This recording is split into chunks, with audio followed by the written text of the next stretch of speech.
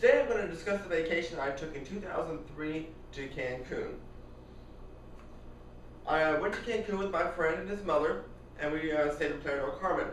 For those of you wondering where Playa del Carmen is located, it is located right across the sea from Cancun. As you see in my slide that I have, you can see here's Cancun, here's Playa del Carmen. You can actually get there by a ferry you take across. It was my first time on an airplane. Whenever I went, I got to sit by the window, which I thought would be very, very cool. But it turned out on the flight itself, I couldn't really see anything because, of course, we're going over the Gulf of Mexico, and you just see blue ocean, blue skies, just a big blinding blue abyss you see outside the window. It was cool though, while taking off and heading towards the Gulf of Mexico, you can see all the things and try to look for your house out of the airplane. And we also, when you're coming in, it was really cool looking because you actually see through the water and you can see down when you're starting to descend towards Cancun and look at all the trees and jungle. It was really cool to see. But landing was a whoa. It was different than taking off and Bush Airport, the airports themselves. You know, Bush Airport's a very, very nice airport.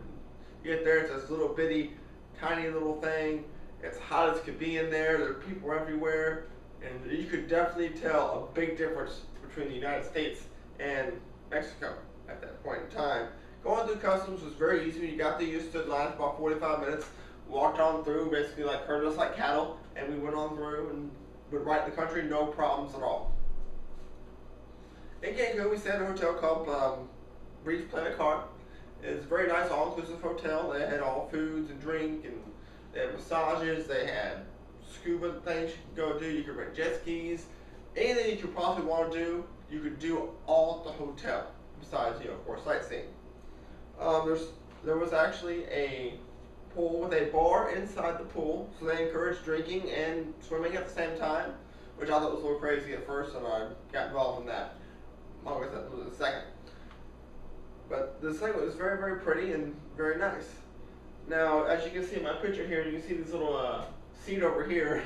I actually had to sleep there one night. The buddy drank too much, and the mom would not let us back into the room. So we ended up staying out there all night and had a nice, wonderful, wonderful sleep poolside. Now, the hotel was right on the beach, where we could walk about 50 feet from the hotel, from our room to the beach, actually. They actually had the hotel itself.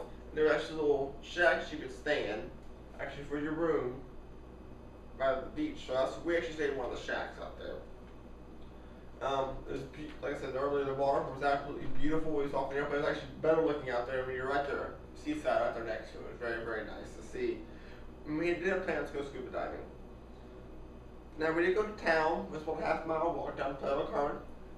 And we went and ate at a nice little Mexican restaurant down there, and the food was outstanding. It was one of the best food I've had at a Mexican restaurant. Definitely different from the Tex-Mex stuff we have here. We had to be very cautious to go because we're in another country.